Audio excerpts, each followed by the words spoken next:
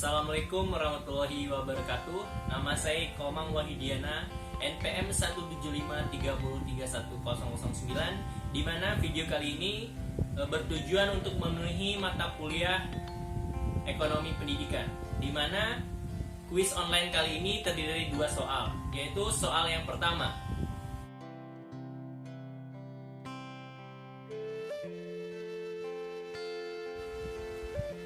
Baik, dari soal nomor 1 tadi, saya sangat setuju dengan pendapat yang menyatakan bahwa investasi pendidikan dapat berguna bagi individu, bangsa maupun negara.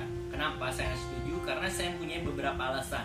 Yang pertama, melalui investasi pendidikan dapat mengembangkan perekonomian. Yang kedua, nilai balikan pendidikan. Yang ketiga, fungsi pendidikan, investasi pendidikan selain ekonomi. Baik, kita bahas satu persatu. Yang pertama, melalui investasi pendidikan dapat mengembangkan perekonomian. Kenapa? Karena melalui pendidikan, individu dapat memperoleh ilmu pengetahuan ataupun skill sehingga dapat bersaing dalam dunia kerja. Atau dalam kata lain, semakin tinggi pendidikan seseorang, maka pekerjaannya pun semakin tinggi dan pendapatannya semakin tinggi juga. Secara tidak langsung menambah perekonomian atau pendapatan per kapita suatu negara. Yang kedua, nilai balikan pendidikan. Apa itu nilai balikan pendidikan?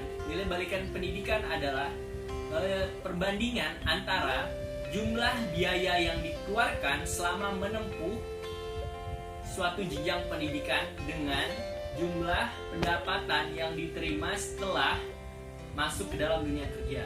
Jadi menurut saya, melalui pendidikan atau nilai balikan pendidikan merupakan nilai balikan paling tinggi atau tertinggi dibandingkan dengan nilai balikan investasi bentuk lainnya.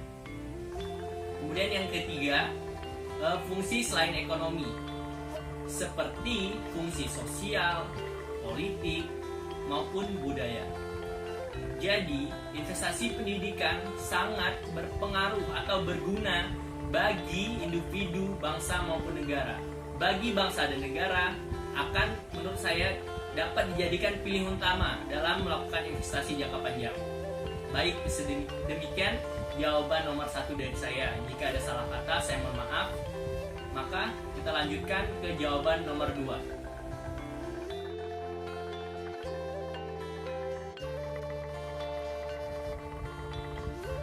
Baik, dari soal nomor 2 tersebut, menurut pendapat saya, dari kelima indikator untuk menyatakan keberhasilan suatu pendidikan itu untuk saat ini belum sepenuhnya kelima indikator tersebut sesuai dengan keadaan sekarang. Kenapa? Mari kita bahas satu persatu.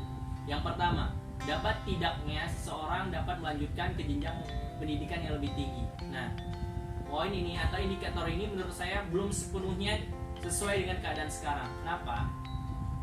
Misalkan, seseorang lulusan SMA, dia sudah memperoleh ilmu pengetahuan yang baik, skill yang baik, tetapi tidak melanjutkan ke perkuliahan. Menurut saya itu pendidikannya sudah berhasil, walaupun tidak melanjutkan ke jenjang yang lebih tinggi. Kenapa? Untuk melanjutkan ke jenjang yang lebih tinggi itu dipengaruhi beberapa faktor. Yang pertama, yang paling penting itu dipengaruhi oleh biaya. Nah, tidak semuanya manusia atau individu ini mempunyai biaya untuk melanjutkan ke jenjang pendidikan yang lebih tinggi. Yang kedua, motivasi atau kemauan dari diri sendiri. Nah, yang kedua ini atau faktor yang kedua ini sangat menentukan. Walaupun seorang sudah punya biaya tapi tidak memiliki kemampuan, maka jenjang pendidikan yang lebih tinggi itu akan sia-sia.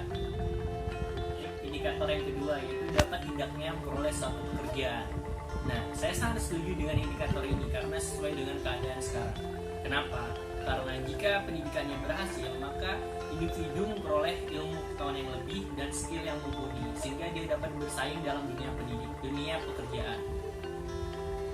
Jika seorang tidak memperoleh pekerjaan, berarti dia tidak mempunyai ilmu pengetahuan dan skill yang mumpuni, maka pendidikannya tidak dapat dikatakan tidak berhasil. Selanjutnya, indikator yang ketiga yaitu sikap perilaku dalam konteks sosial, budaya, dan politik. Nah, indikator ini juga sangat sesuai dengan keadaan sekarang. Kenapa? Karena jika seorang yang berpendidikan dia dapat berbaur dalam suatu masyarakat, dia dapat berinteraksi dengan baik, bersikap dengan baik, sehingga dia menjadi agen of change dalam suatu masyarakat. Selanjutnya indikator yang keempat yaitu besar kecilnya gaji yang diterima. Jadi menurut saya indikator ini belum sepenuhnya sesuai dengan keadaan sekarang. Kenapa? Karena semakin tinggi pendapatan atau gaji, maka semakin tinggi juga pendidikannya. Seperti yang indikator yang pertama tadi tidak sesuai, karena tidak semuanya individu itu berkesempatan memperoleh pendidikan ke jenjang yang lebih tinggi karena dipengaruhi beberapa hal tadi seperti biaya dan kemauan.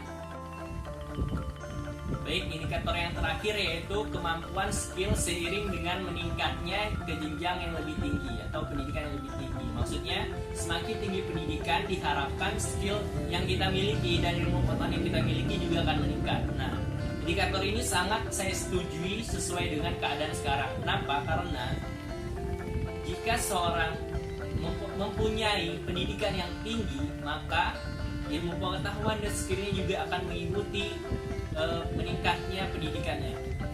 Demikian jawaban dari saya. Jika ada salah kata, saya mohon maaf, dan kepada Tuhan saya mohon ampun. Saya akhiri dengan wassalamualaikum warahmatullahi wabarakatuh. Bye bye.